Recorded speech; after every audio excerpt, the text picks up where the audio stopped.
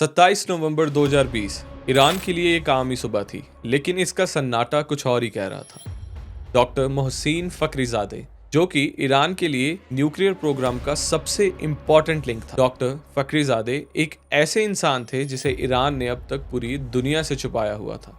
Iran का सबसे valuable asset. उनके कंट्रीब्यूशन सिर्फ साइंस तक सीमित नहीं थे, बल्कि ईरान के मिसाइल प्रोग्राम में भी उनकी बहुत बड़ी भूमिका थी। आज ईरान का सबसे गहरा राज सबके सामने आने वाला था। पिछले 10 सालों से डॉक्टर फखरीजादे कई सीक्रेट एजेंसीज के रडार में थे, लेकिन इस बार बात कुछ और थी।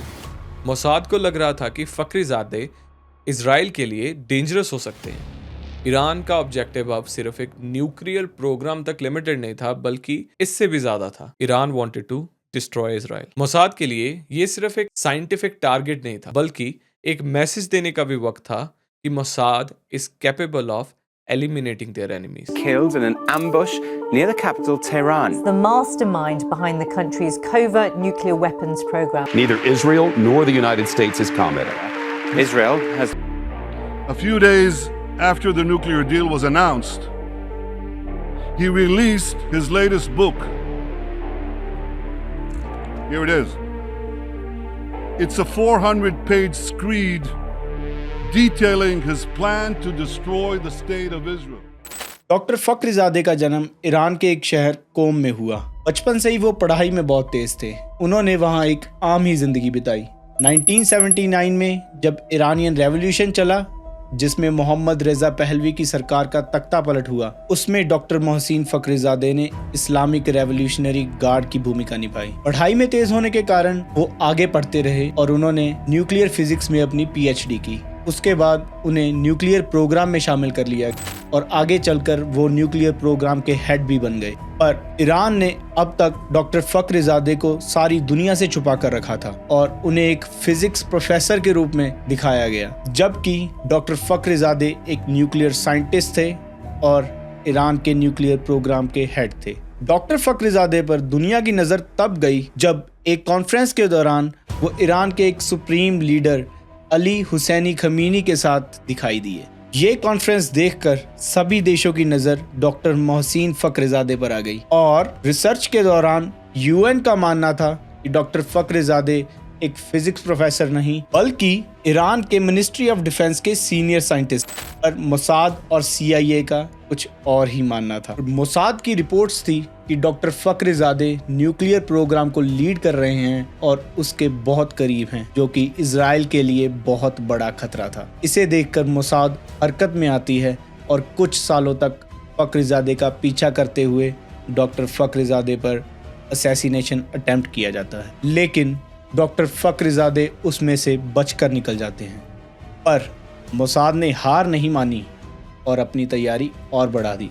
मोसाद के पास एक प्लान था और ये प्लान पहले से भी बिल्कुल अलग था। इस बार वो किसी ट्रेडिशनल स्नाइपर या बॉम्बर का इस्तेमाल नहीं कर रहे थे। इस बार वो एक artificial intelligence based robotic assassination का इस्तेमाल करने वाले थे। अब तक दुनिया ने इसके बारे में कभी सुना भी नहीं था, जो कि इंस्टेंट डिसीजन ले सकता है और रिमोटली ऑपरेट भी हो सकता था।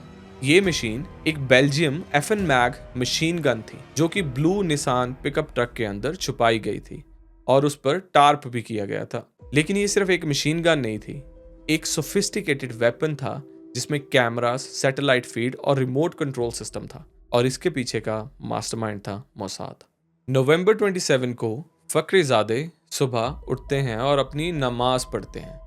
आज वो अपनी वाइफ के साथ घूमने जाने के लिए रेडी हो रहे होते हैं। फखरीजादे को थ्रेट्स के बारे में भी बताया जाता है, फिर भी वो अपनी पर्सनल कार में ही ट्रैवल करना पसंद करते थे। बहुत सारी थ्रेट्स के बावजूद भी वो बिल्कुल शांत थे। उनकी रूटीन सिंपल थी, सुबह उठना, कुरान पढ़ना और फिर अपने ऑफिस चले जाना। ईरान के अपने इंटेलिजेंस ब्यूरो ने भी उनको बताया था कि उन पर एक अटैक हो सकता है, लेकिन फखरीजादे ने कभी भी उनको सीरियसली नहीं लिया। वो अपने काम में इतना ज़्यादा इंटरेस्टेड थे और वो अपनी सिक्योरिटी पर उतना ही कम केयर करा करते थे। मोसाद का एजेंट अपनी जगह पर था। फखरीजादे के हर मूव को मॉनिटर किया जा रहा था। उन्हें पता था कि आज फखरीजादे का रूटीन क्या है। ये ऑपरेशन काफ़ी रिस्की था और टाइमिंग बहुत इंपॉर्टेंट थी। अगर उन्होंने अपना विंडो मिस कर दिया तो ऑपरेशन फेल भी हो सकता था। तो मोसाद ने पेशेंस रखा और वक्त का इंतज़ार किया।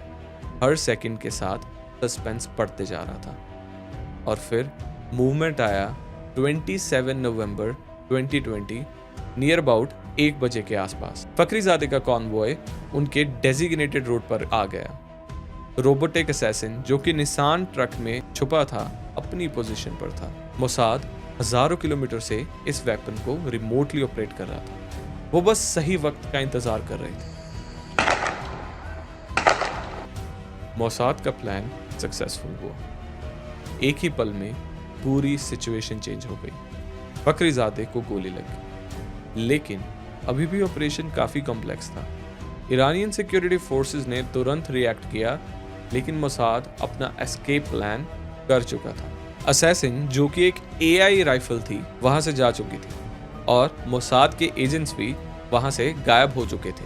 असैसिन वहां नहीं था क्योंकि ये सारा ऑपरेशन एआई राइफल के साथ किया गया था, जो कि मोसाद हजारों किलोमीटर से उसे ऑपरेट कर रही थी। मोसाद के एजेंट्स वहां से गायब हो चुके थे और जैसे जैसे शोर शराबा बढ़ रहा था वैसे वैसे सच सामने आने लगा। यह अटैक एक नॉर्मल स्नाइपर अटैक नहीं था, ये एक highly advanced AI based system का रिजल्ट था। जैसे ही न्यूज स्प्रेड हुई, ईरान के मीडिया में कंफ्यूजन और कयास हो गया। कुछ लोग कह रहे थे कि ये एक रोबोटिक असैसिनेशन है और कुछ लोग कह रहे थे कि ये एक गन फाइट हुई थी।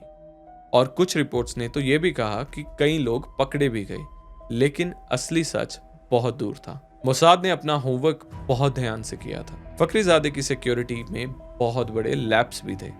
उनकी डेली रूटीन और उनका ओवर कॉन्फिडेंस, ये सब उनके डाउनफॉल का एक कारण था। फखरीजादे के असैसिनेशन के तुरंत बाद दुनिया भर में पॉलिटिकल टेंशन्स बढ़ गए। ईरान ने उसकी मौत का बदला लेने की धमकी भी दे दी, न्यूक्लियर प्रोग्राम को और तेज कर दिया। ग्लोबल लीडर्स चिंतित थे और पूरा इंटरनेशनल कम्युनिटी इस सिचुएशन को बड़े ध्यान से देख रहा था।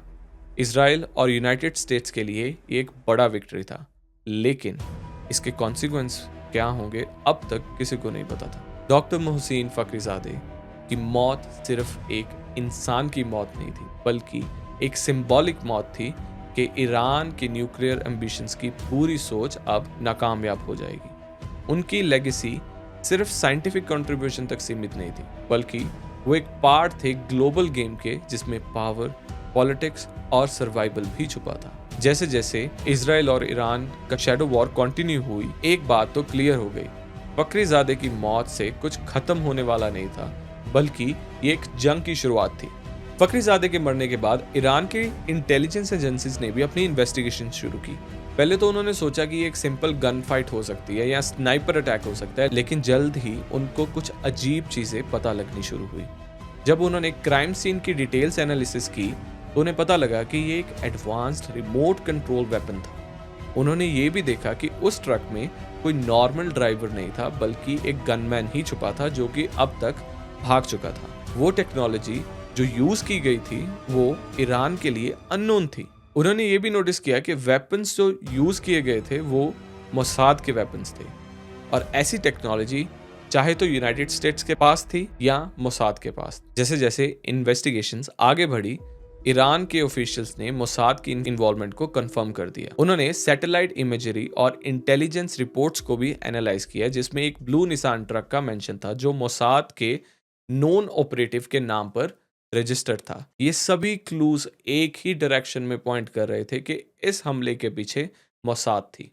इजराइल के प्रेसिडेंट ने भी नेशनल सिक्योरिटी को मद्दे रखते हुए इस मिशन की रिस्पॉन्सिबिलिटी ले ली और बताया कि ये मिशन मोसाद ने ही कंडक्ट किया था। लेकिन इस मिशन का मतलब सिर्फ ईरान के किसी साइंटिस्ट को मारना नहीं, बल्कि इजराइल को प्रोटेक्ट करना था। इससे पॉलिटिकल टेंशन्स और बढ़नी शुरू हो गई और इजराइल और ईरान की वॉर और प्रोमिनेंट होने लग गई। ये one of the most secretive mission था जो मोसाद ने बिना अपनी प्रेजेंस के कंडक्ट किया था। मोसाद ऐसे मिशंस को कंडक्ट करने में बहुत फेमस है, लेकिन ये एक ऐसा मिशन था जिसमें डॉक्टर फखरीजादे की मौत हुई थी। ऐसे ही अगर आप और स्टोरी सुनना चाहते हो तो stay tuned to Beyond Borders and let us know how we did. Thank you and stay tuned.